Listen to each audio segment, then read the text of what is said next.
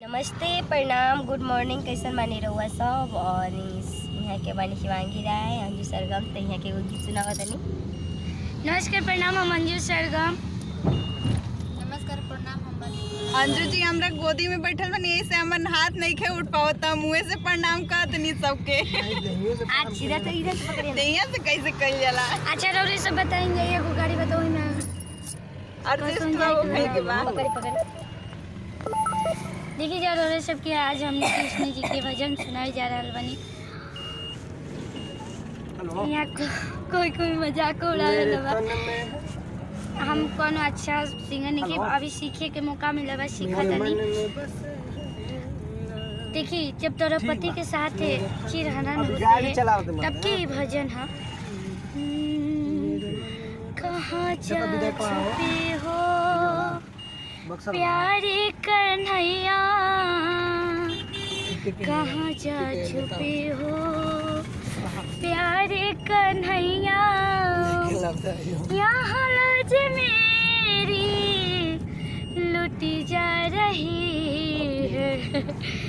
देखिए एक मिनट आप लोग को हम सुना रहे। देखिए बहुत अच्छा गा रहे हो, सच में मेरा मजाक उड़ा रहे लोग। अभी देखिए चिल्लाने से नहीं, बहुत अच्छा गा रहे हो। शुरू है ना। कहाँ जा छुपे हो प्यारे कन्हैया, यहाँ लाज मेरी लुटी जा रही है दुशासन के हाथों। दुशासन के हाथों तुम्हारी बहन की सब बीच साड़ी खींची जा रही है। और क्या जिन्होंने कभी मेरे सूरत न देखी वो देखेंगे नंगा बदनी हमारा, आके बचा लो हे मुरली वाले, ये महलों की रानी लुटी जा रही है। कहाँ जा छुपे हो प्यारे कन्हैया, यहाँ लाज मेरी लुटी जा बोतल कोई नहीं खेले क्या इले में। कहाँ जा छुपे हो प्यारे कन्हैया, यहाँ लाज मेरी लुटी जा रही है। बड़ा छड़ी जैसे छड़े तू सास निहारा, मैं समझी थी मोहन एक सारा तुम्हारा।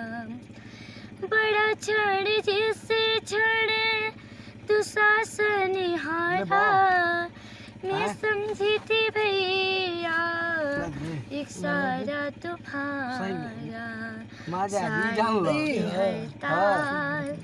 में तुम छुपे हो इसीलिए साड़ी बढ़ी जा रही है। कहाँ जा छुपे हो प्यारे कन्हैया, यहाँ लाज मेरी लुटी जा रही है। नमस्कार, प्रणाम, हम अंजू सरगम। अगर वीडियो हमने के अच्छा लागल हो तो दिल से लाइक करी, शेयर करी, कमेंट बॉक्स में बताएं लिख के कि हमने के इस कृष्ण भजन कैसा लगा, और ज़्यादा से ज़्यादा शेयर करें। Bye bye, love you. मेरे फोन में तो ज़्यादा फोटो नहीं है। हेलो, रहुआ एगो गाना गा के सुनाई कृष्ण जी के। आखिर वीडियो ना है। सब कोई जाए बड़ी कृष्ण जी से प्यार करेला, ठीक न। सबसे ज़्यादा हम करते हैं, और हम ही नहीं करते हैं, मेरे घर पे पूरा फैमिली कृष्ण भगवान के भक्त हैं। हमारे घर सिर्फ कृष्ण भगवान का ही पूजा होता है। जय श्री कृष्ण। चलिए, अच्छी बात है, कृष्ण भगवान का पूजा करना चाहिए। ये भी एक कृष्ण जी के भक्त है, तो कृष्ण भजन सुनाएंगे। सुनाइए, कोई याद है? याद हो कृष्ण जी का कोई भी भजन एक सुनाइए। हम ये अंजू जी कृष्ण जी का भजन सुनाई है, और हम शंकर जी का भजन सुना रहे हैं आप लोगों को। भैया और दीदी का है शादी में। जमाल पे देख ले। कोनो ठीक बा, हमार गारंटी बा मौत के कहिया हो जाई। चली गई मौगत के गारंटी लगा जिंदारी है और क्या करेंगे गाना जी चली ले डगरिया में फूल बरसेला नगरिया में, फूल बरसेला नगरिया में, शिव जी चले ले डगरिया में फूल बरसेला नगरिया में। पूड़ी मिठाई शिव के मन ही न भावे, पूड़ी मिठाई शिव के मन ही न भावे। भंगिया के गोला बगलवे में फूल बरसेला नगरिये में, फूल बरसेला नगरिये में। हाथी से घोड़ा शिव के मन ही न भावे, हाथी से घोड़ा शिव के मन ही न भावे। बसहा बैलवा बगलवे में फूल बरसेला नगरिये में, फूल बरसेला नगरिये में। शिवजी चली ले डगरिये में फूल बरसेला नगरिये में। हमरी मम्मी के बहुत बढ़िया सिखावल एगो गीत हुए शंकर जी के, अब हम गाए जाते जोरा सब के एगो और सी गाय तो गाइए। शिव जी के एगो हम जोरा सब के सुनावते नहीं कैसे का हम शिव जी के नाम हम सुनले रही शिव चर्चा में तो सुनावते जोरा सब के। एक लोटा पिसले बनी भंगिया हो, भंगिया के करा के पियाई। एक लोटा पिसले बनी भंगिया हो, भंगिया के करा के पियाई। पिए वाला बाबा पर बतावा हो, भंगिया के करा के पियाई। पिए वाला बाबा पर बतावा हो, भंगिया के करा के पियाई। भसुर के पियाई तो गोतिन खिसियाली, भसुर के पियाई तो गोतिन खिसियाली। ससुर के पियाई तो सासुर खिसियाली।